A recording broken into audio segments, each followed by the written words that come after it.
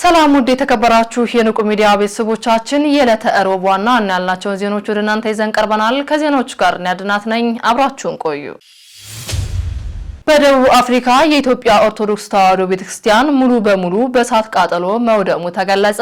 እንደሚከተለው ይቀርባል። በደቡብ አፍሪካ የኢትዮጵያ ኦርቶዶክስ ተዋሕዶ ቤተክርስቲያን በእሳት ሙሉ በሙሉ በቃጠሎ መውደሟም ተገልጿል። በደቡብና ምዕራብ አፍሪካ ሀገረ ስብከት የምትገኘው የቬንዳ ቅዱስ ሩፋኤል መቃኞ ቤተክርስቲያን በትናንትናው ዕለት በደረሰው ድንገተኛ የእሳት አደጋ ሙሉ በሙሉ መውደሟም ተረጋግጧል። ቃጠሎ የተነሳው በሌሊት በመሆኑ በወቅቱ እርዳታ ማግኘት ባለመቻላቸው በቤተክርስቲያኗ ውስጥ የነበረው ንብረት ሁሉ ከፍተኛ ጉዳት እንደደረሰባቸውም ተናግረዋል። የአደጋው መነሻ እስካሁን ድረስ አልታወቀም ሲሉ የሀገረ ስብከቱ ስራ አስኪያጅም አክለው ተናግረዋል። የሀገረ ስብከቱ ዋና ስራ አስኪያጅ ሊቀ መምህራን ብርሃን ተክለያሬድ በአደጋው ስፍራ ተገኝተው ምዕመናንንም አጽናንተዋል። ይህ በመንፈሳዊነት አገልግሎቱና በምዕመናን አንድነት የምትታወቀው ቤተክርስቲያን ላይ የደረሰውን አደጋ በደቡብ አፍሪካ ለሚኖሩ ኦርቶዶክሳውያን በሙሉ ታላቅ ሐዘን ነው ሲሉም አክለው ተናግረዋል። አያይዘውም ብፁዕ አቡነ ሄኖክ ሊቀ ጳጳስ በደቡብ አፍሪካ በቬንዳ ቅዱስ ሩፋኤል ቤተክርስቲያን ውድመት የተሰማቸውን ሐዘንም ገልጸዋል። ታላቅ ሐዘንና የማያቋርጥ ጭንቀት በልብ ያለ ሮሚ ምዕራፍ 9 ከቁጥር 2 ላይ እንዳለው በደቡብ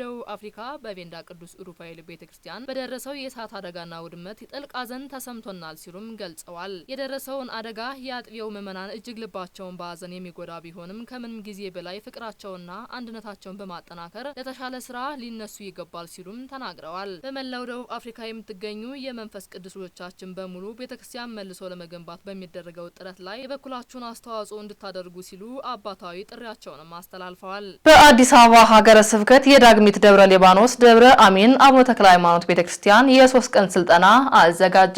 ተጨማሪ አለን። በኢትዮጵያ ኦርቶዶክስ ተዋሕዶ ቤተክርስቲያን በዳግሚት ደብረ ሊባኖስ ደብረ አሚን አቡነ ተክለ ሃይማኖት ቤተክርስቲያን የማህበረ ካህናት ማትጊያና ማንቂያ ዓመታዊ ስልጠና በደብሩ አዳራሽም ተሰጥቷል። ታህሳስ 13 ቀን የመጀመሪያውን ይህ ስልጠና እስከ ታህሳስ 15 ቀን ለ3 ቀናት የሚዘልቅ ሲሆን አጠቃላይ የደብሩ ካህናትና ሰራተኞች የተሳተፉበት ስልጠና እንደነበረም ተገልጿል። ስልጠናውን አስመልክቶ የደብሩ አስተዳዳሪ ጸባቴ ወልደ ማርያምና የደብሩ ስብከተ ወንጌል ኃላፊ መጋቢ ሃይማኖት መምህር በቀለ ዘውዴን አነጋግረን እንደገለጹት ስልጠናው በየዓመቱ የሚከናወን ሲሆን የዘንድሮው ለ8ኛ ጊዜ መሆኑንም ጠቁመዋል። መሰል ስልጠናዎች ያላቸውን ፋይዳ አስመልክቶም በሰጡት መረጃ ከዚህ ቀደም የተሰጡ ስልጠናዎች አይነተኛ ለውጥ ማምጣታቸውንም ገልጸዋል። በመሆኑም ደብሩ የሌሎችን አብያተ ክርስቲያናትና ካህናት አገልጋዮችን እንዲያሳትፍ አቅዶ የነበረ ቢሆንም በተለያዩ ምክንያቶች አለመሳካቱንም ገልጸዋል።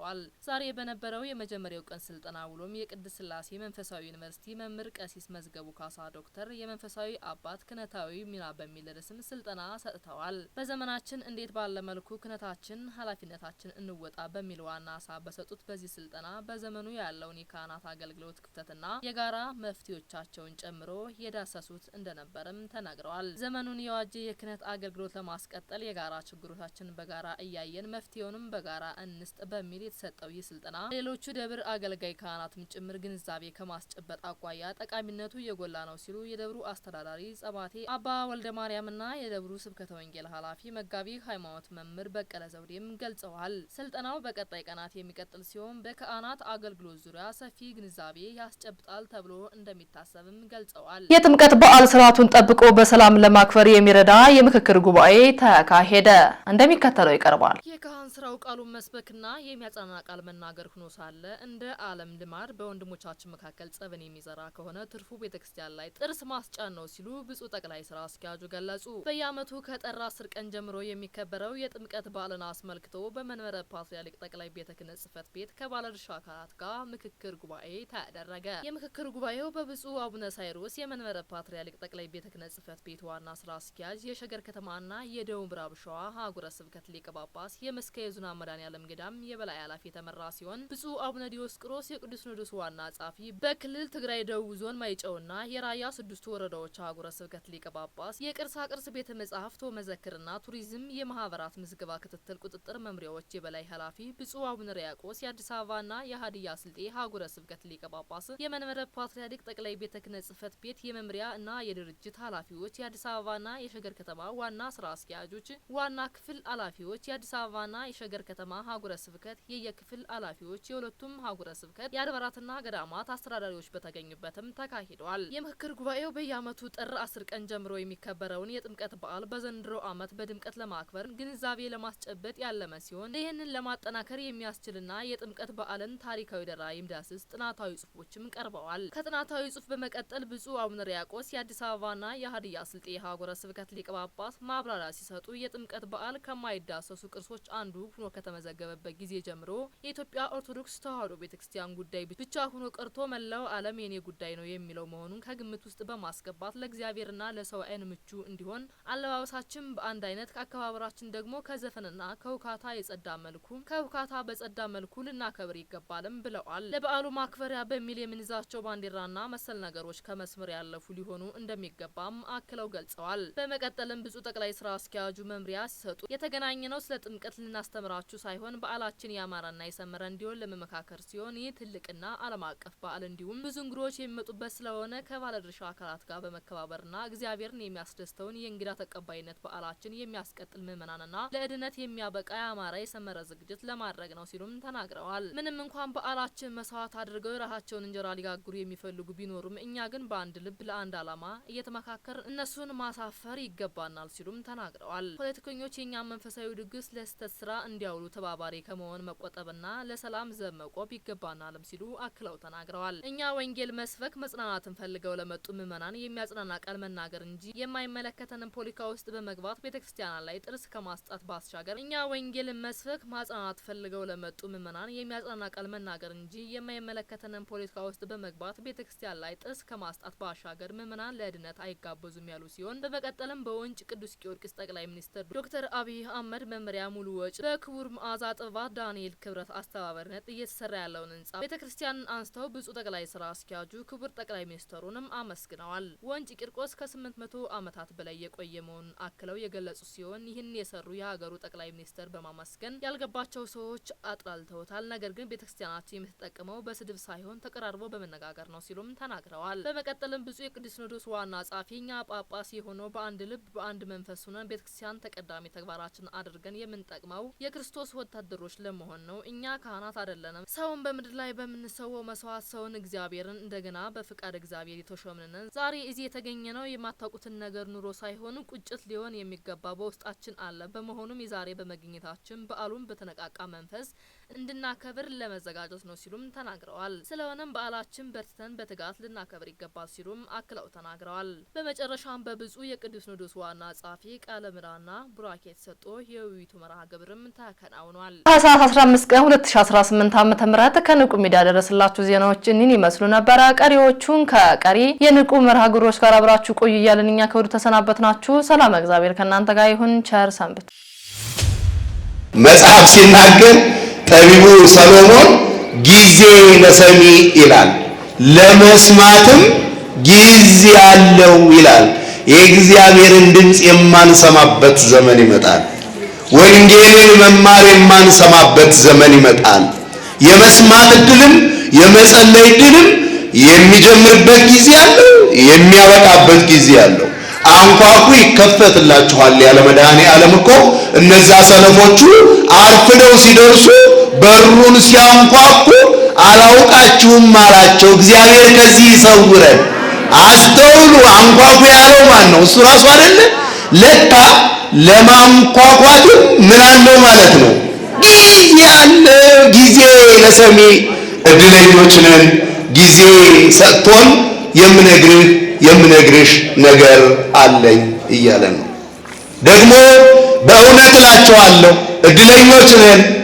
መምህራንን አቁሞ ቤተ ክርስቲያን ጉባኤ ዘርግታ አባቶቻችን በመካከላችን ተቀምጠው እግዚአብሔር በሰጣቸው ስልጣን በቆሞሳቱ እየተባረክን እንዲህ ነው የምነግራችሁ ነገር አለኝ እያለን ያለው።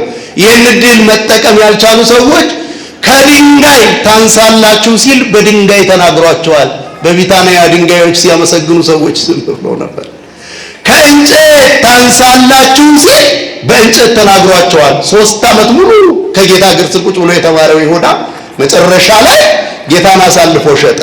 ቀድሜ ገነት እገባለሁ ብሎ ሄዶ ዛፍ ላይ ተንጠለጠለ ይላል መጽሐፍ። ዛፏ ነስህ ንስሐ ግባ አለችው። መድኃኔ ዓለምን ቢሰማ እኮ እንጨት ጋም ባልደረሰ ኖሮ ከእንጨት ታንሳለህ ሲል በእንጨት ተናግሮታል። እድለኞች ነን፣ ወንጌል ተዘርግቶ ነው የምነግርህ ነገር አለኝ እየተባለ ያለን። ከእንስሳት ታንሳላችሁ ሲል በእንስሳት የተናገራቸው አሉ። ከሰውና ከእንስሳ ለእግዚአብሔር ማን ይቀርበዋል? ይሄ ለጥያቄ የሚቀርብ ነገር አይደለም። የበለዓም አህያ መልአኩን ስታየው በለዓም ግን ማየት አልቻለም።